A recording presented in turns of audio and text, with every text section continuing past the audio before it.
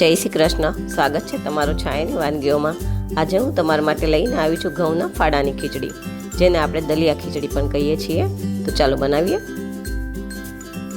તો એને માટે મેં અડધો કપ ઘઉંના ફાડા લીધા છે.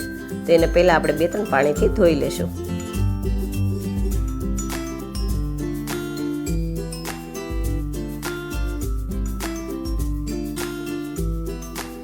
હવે એમાં ઘઉંના ફાડા ડૂબે એટલું પાણી નાખી અને ઢાંકીને આપણે થોડી વાર એને પલળવા દઈશું.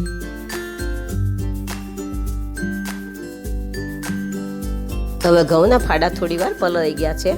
એમાં 5 કપ ફોતરા વગરની મગની દાળ નાખી દઈશું અને એને ધોઈ અને નીતારી અને સાઈડમાં રહેવા દઈશું. ત્યાં સુધી આપણે વઘારની તૈયારી કરીએ. હવે વઘાર માટે કુકરની અંદર 1.5 પાવડા જેટલું તેલ લઈશું.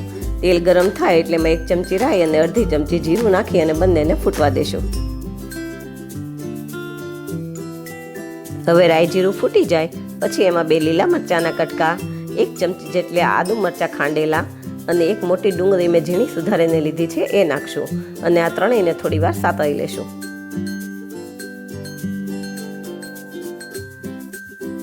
હવે આપણે 1 સુધારેલું બટેટું, થોડા લીલા વટાણા, થોડા સિંગદાણા, 1 સુધારેલું ગાજર અને 1 સુધારેલું કેપ્સિકમ નાખશું.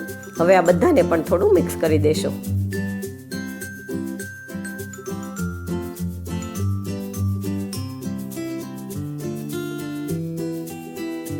પછી એમાં ઘઉંના ફાડા અને મગની દાળ જે આપણે ધોઈને રાખેલા હતા એ બધા આમાં એડ કરી દેશું અને એને પણ બધા વેજીટેબલ સાથે થોડા સાતળી લેશું.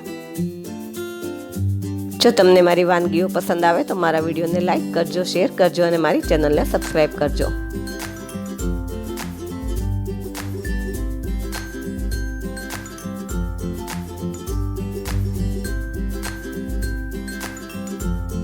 હવે ઘઉંના ફાડા થોડી વાર સતળાઈ ગયા છે.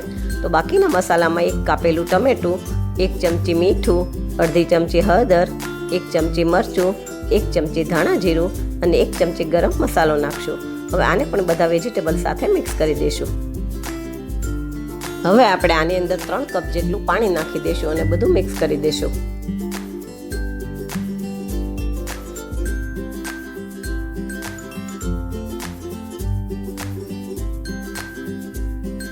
હવે કુકરનું ઢાંકણું બંધ કરી અને કુકરમાં 5-6 સીટી વગાડી લેશું. પછી કુકર ઠંડુ થાય એટલે આપણે ખીચડીને સર્વ કરી દઈશું. હવે આપણું કુકર ઠંડુ થઈ ગયું છે તો આપણે ખીચડીને સર્વ કરી દઈએ. જુઓ, તૈયાર છે આપણી ટેસ્ટી, હેલ્ધી અને ડાયટમાં પણ લઈ શકાય એવી ઘઉંના ફાડાની કે દલિયાની ખીચડી.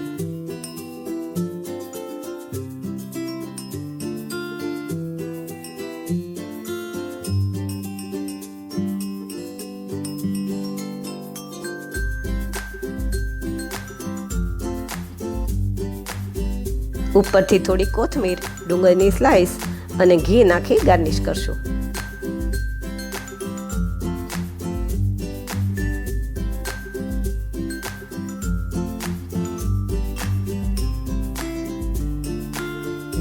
આવી જ નવી વાનગી સાથે ફરી મળશો. Thank you.